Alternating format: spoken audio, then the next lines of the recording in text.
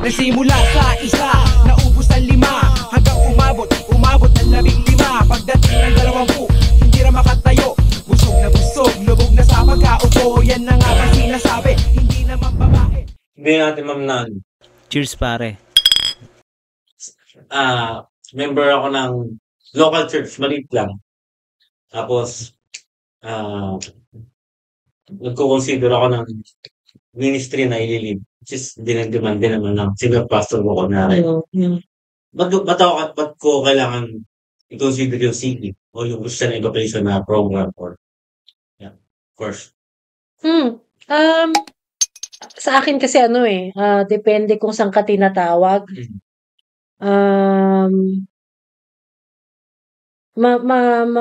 Marirelate ko lang yan doon sa sarili kong experience, pero diba ending ko theology.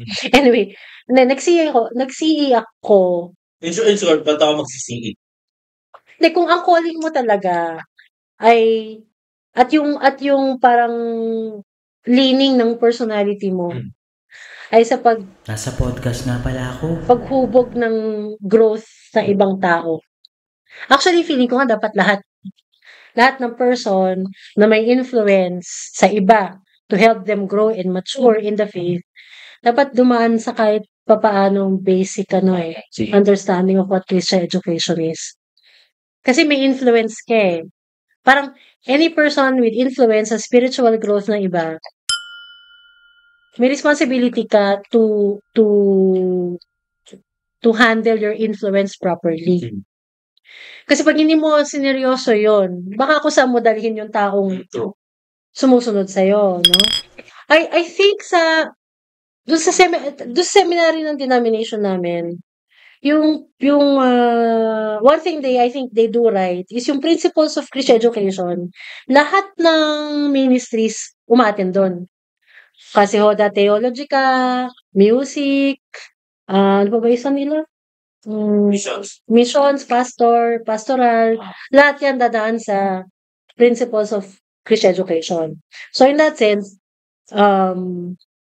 yung basic understanding ng human processes of learning Ano raw? and maturity, nagkakaroon sila ng awareness. Kasi they need to be conscious na yung ginagawa nila has an effect on how a person will grow or mature. Hindi ko alam kung ano yung laman ng CE, ma'am. Christian Education. Ano ba yung pwede kong matutunan pagka nag-undergo ako ng CE program?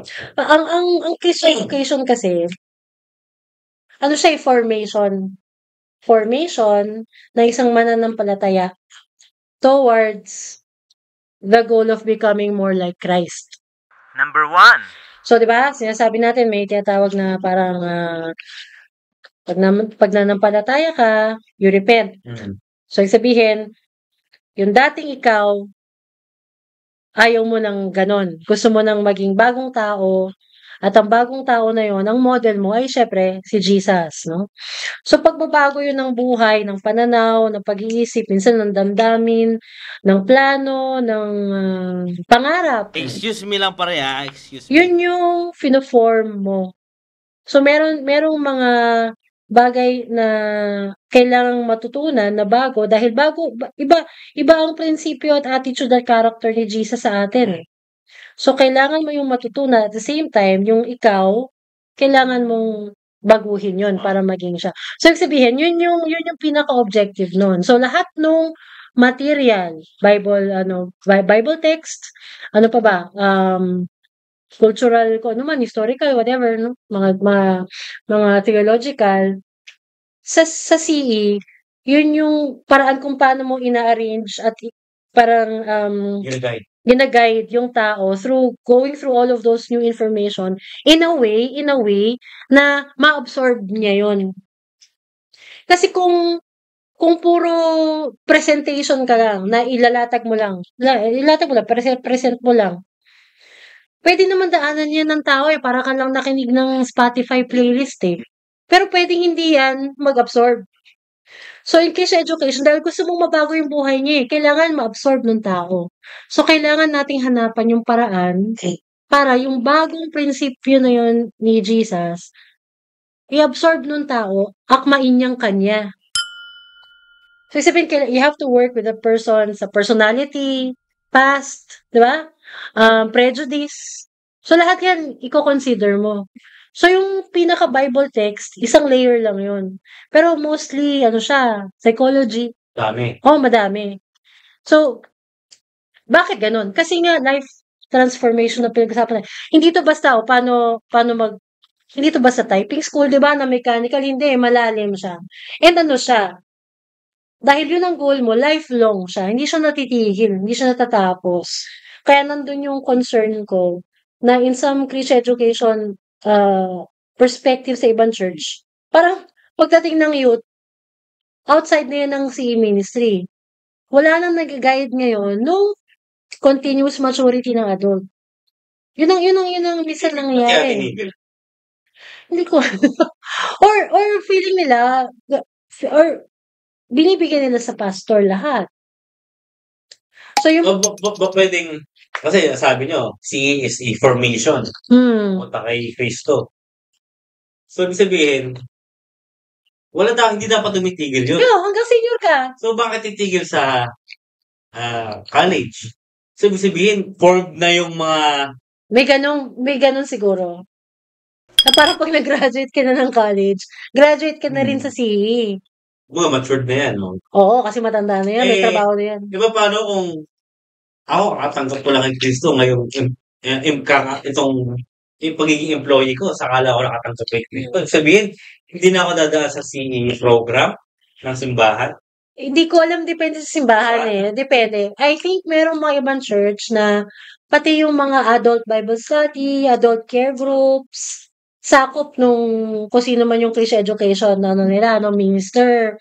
I think yun, okay yun. Dapat ganun sana. Para yung the same principles na ginamit dun sa paghubog mula sa pagkabata, yung pa rin naman applicable hanggang mamatayan. I mean, iba-iba lang yung technicality tsaka specifics, pero yung need, for example, yung the need to be affirmed, yung mga ganon, the need to be open to change, the need to accept mga kamalian, lahat yan, the need to be, kumbaga, secure, yung mga ganon, lahat ng mga yan, present sa tao hanggang may consciousness siya, no? So, hindi sana siya nabibitawan. Ngayon, sinasabi ko, in some churches, na yun, binibigay na yun sa pastor, sa discipleship, evangelism. Kasi matured na sila. Oo. Ngayon, minsan yung mga nag-handle ng mga ministries yun, hindi naman sila CE graduate. So, yung mga principles, hindi nila alam. Gusto na nila eh. Ha? Gusto na sila eh. Sila na, formed na siya. Pwede ba ako magtanong Di ba nagmamali si Eileen? Marami na idea, no? Okay lang ako na ito. Pwede magtanong ng unorthodox pero very valid question. Yes, May balimbawa po. Hindi mo ba unorthodox yun? Di ba yung mga doktor, halimbawa, ay mga, sabihin natin, mga nagpa-practice ng medical students, pag humawak sila ng pasyente na wala man silang lisensya, o wala man permit ng, mananagot sila, di ba po? Pwedeng makulong. Ganon din mo ba sa pagpapastor? Ang tanong mo yun, Brad.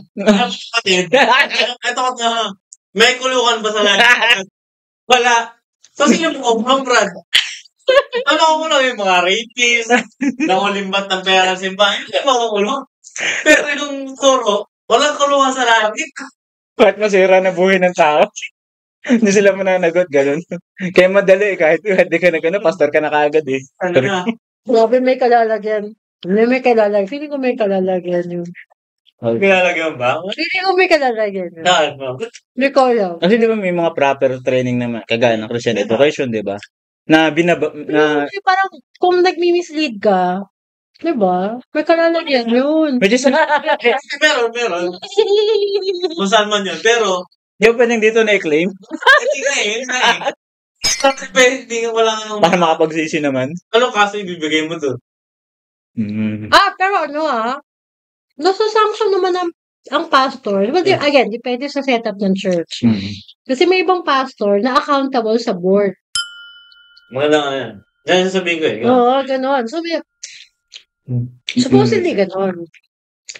Actually, tingnan mo, nung early church, di ba? Pero kang mga nag-administer, meron kang mga nag-administer, pero sila rin yung elder eh, kasi sila yung nagsistay doon sa church. Tapos meron ka rin mga evangelist. Pero kasi ang setup nila ron, hindi sila kasi hierarchical natin eh. So they are accountable to each other. So sa early church, siguro wala silang tulad natin ng mga bossing. Di ba? Tama po. Hierarchy within the church. So mas they can take the quote-unquote leaders of the community to account kapag hindi maganda yung nangyayari. Di ba? Kahit si Pablo, naku-question eh. Di ba? So, meron siyang mga sulat na di-defend niya yung sarili niya. Kasi kahit siya na yun eh. Kini-question pa rin. Kasi nga, empowered yung mga early believers. Ngayon, parang sa church siguro natin, baka nadi-disempower because of certain structures. So, power differential talaga siya eh. Within the church, may power differentials. Kaya, may nagkakaroon ng ganong instances na nagkakaroon ng to be nice, no? Misguided yung turo. Yun na lang, to be very nice about it. Misguided yung turo nila. Huwag na lang natin bigyan ng motibo, no? Sabi na natin misguided yung turo. Guided na lang. Bigyan sila ng benefit of the doubt kahit hindi naman kasi.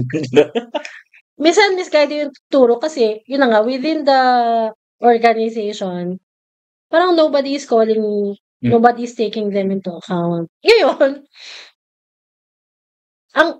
although, siguro, ang na-realize ko lang, yung mga ganong sitwasyon, hindi ba at some point, merong magsasalita within the church na magko-call out dun eh? Meron, di ba? pero, kinabukasan, wala na sa simbahan.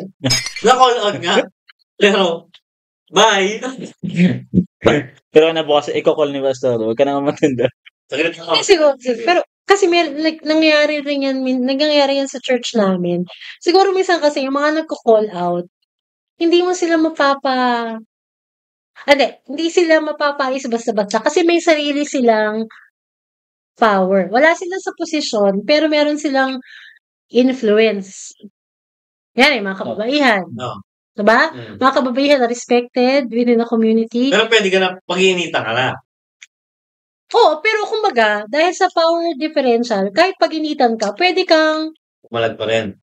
I don't care. Hindi mo ako papalis. Kasi pag yung sabi na niya, parang ang imagination ko lang. Tuloy ko pa ba? Kasi kunwari pag... Imagination mo lang naman eh. Imagination ko lang.